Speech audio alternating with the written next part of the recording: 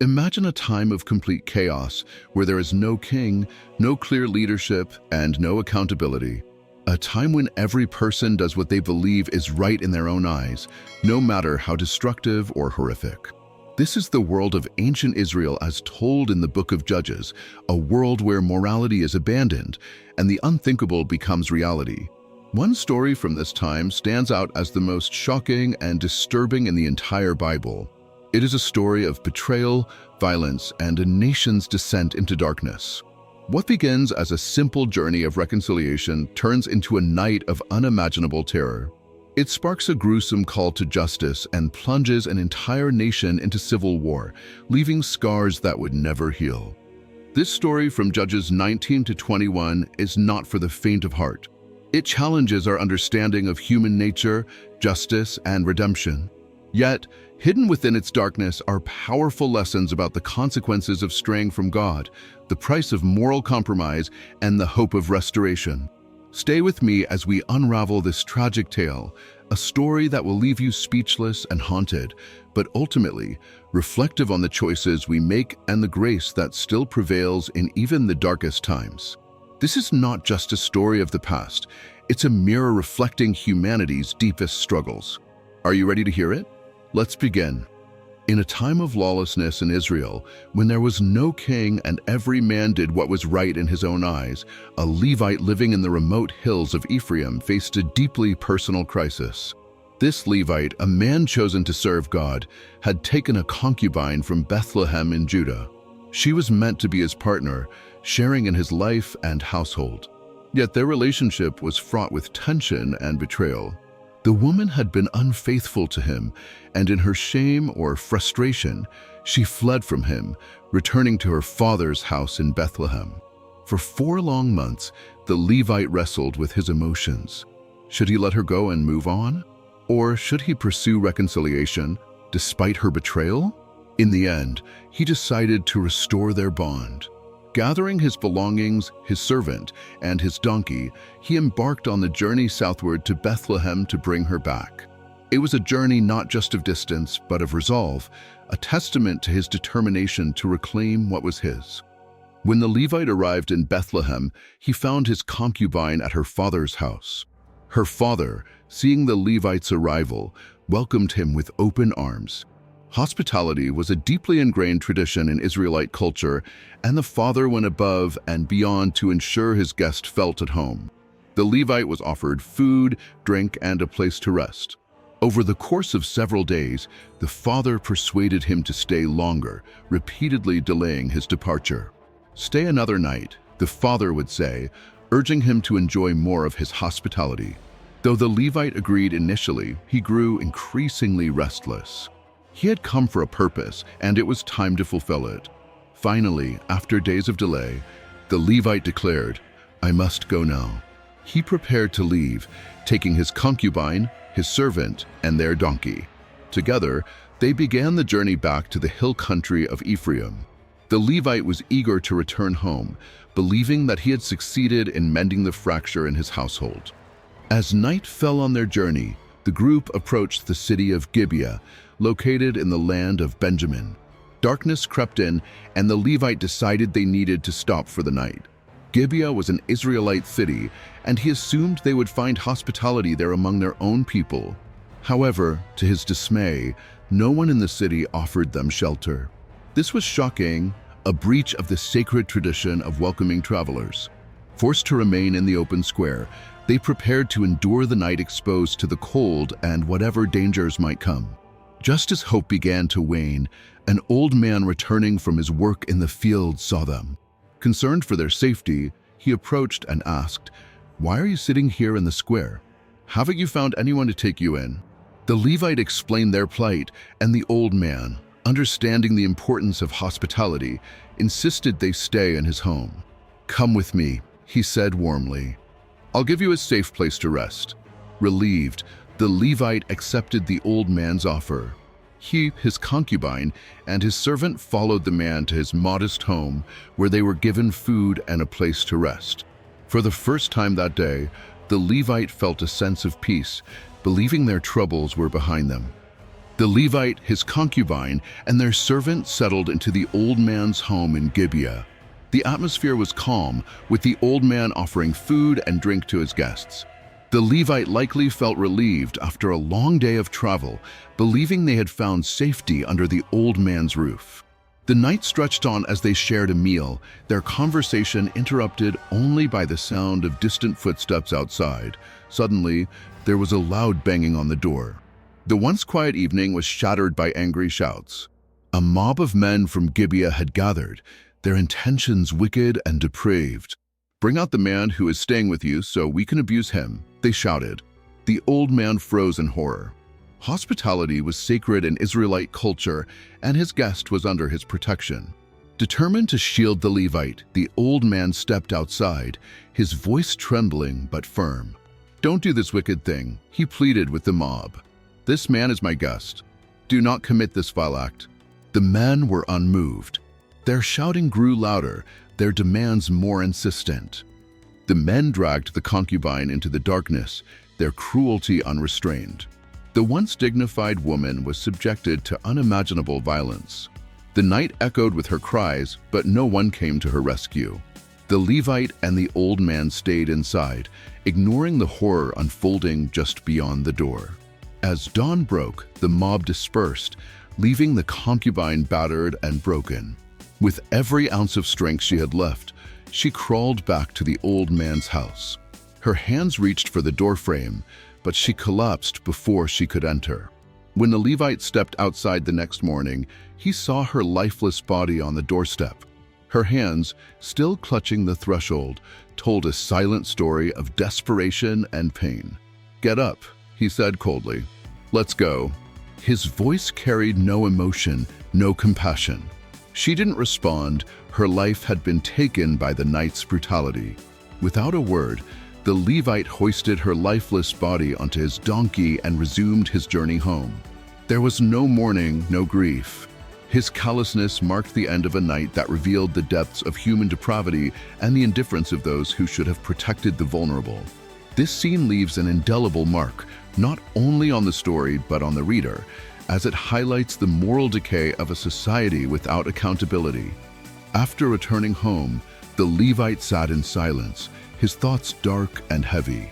The lifeless body of his concubine was a stark reminder of the horror he had witnessed and allowed. But instead of mourning her death, he took a knife and began a shocking act.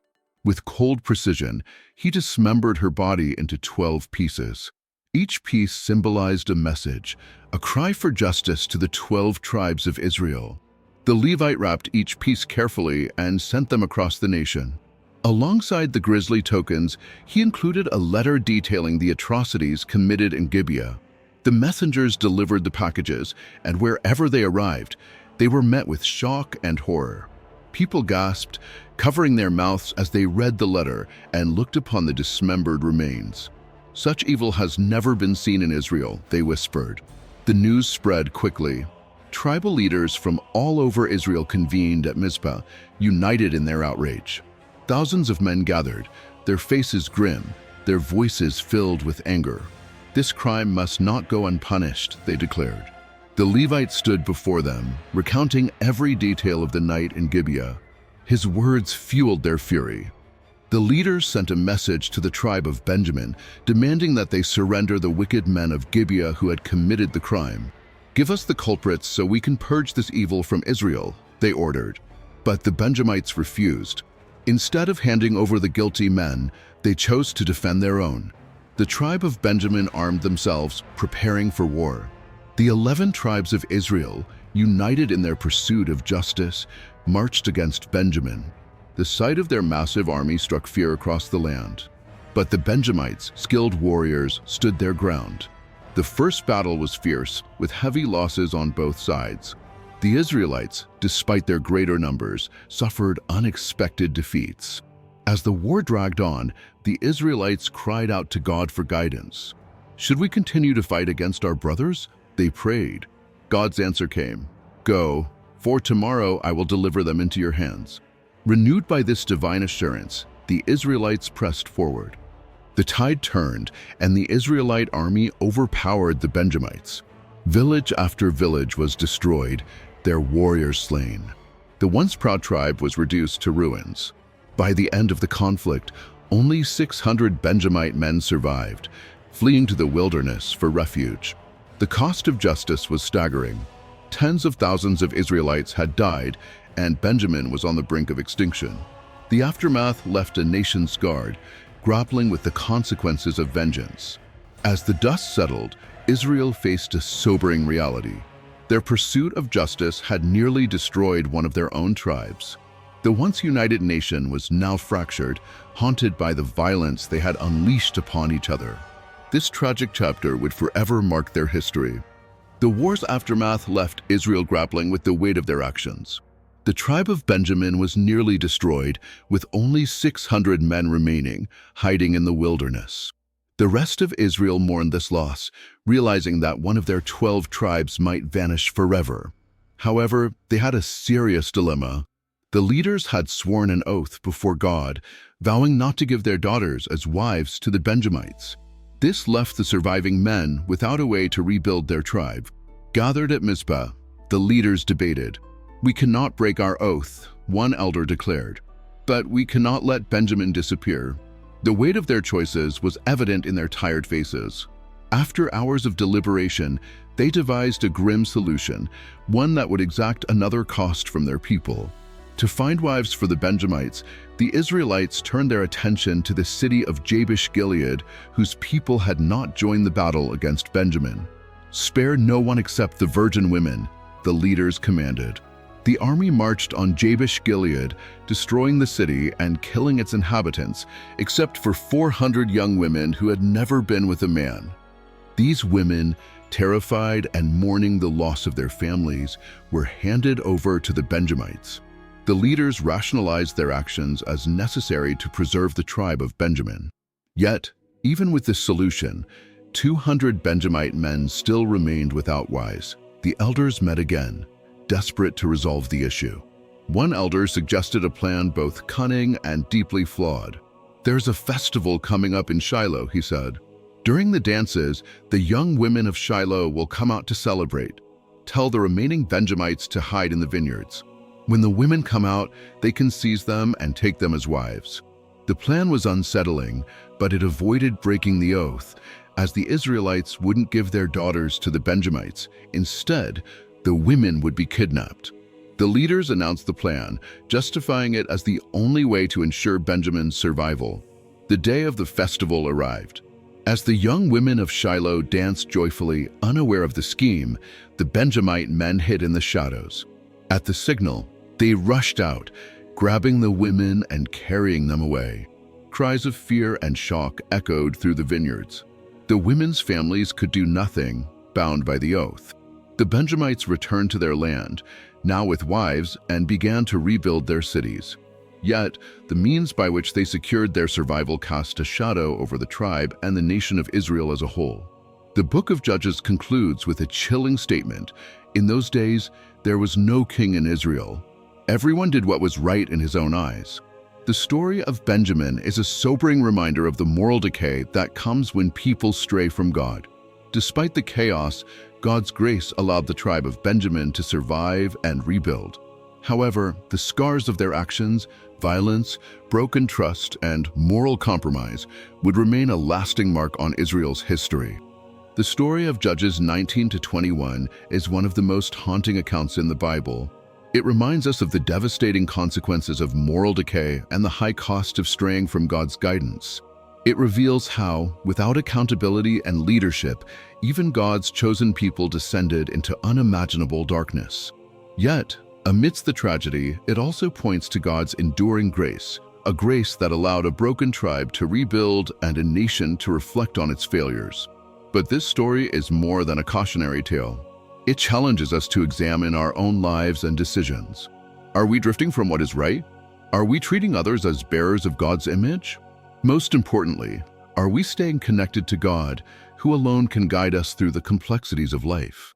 These are questions we must carry with us as we walk through our own journeys. As we close this chapter, let this be a call to action, to seek God's presence in our lives, to choose accountability, and to live in a way that honors the image of God in ourselves and others. If you found this story compelling, challenging, or thought-provoking, I invite you to join us on this journey of exploring the Bible's powerful and sometimes difficult stories. Each one offers lessons that are just as relevant today as they were thousands of years ago. Subscribe to the channel and turn on notifications so you won't miss the next story, a tale of faith, redemption, and God's unwavering love. Let's continue discovering these timeless truths together. Thank you for watching, and may God bless you. See you in the next story.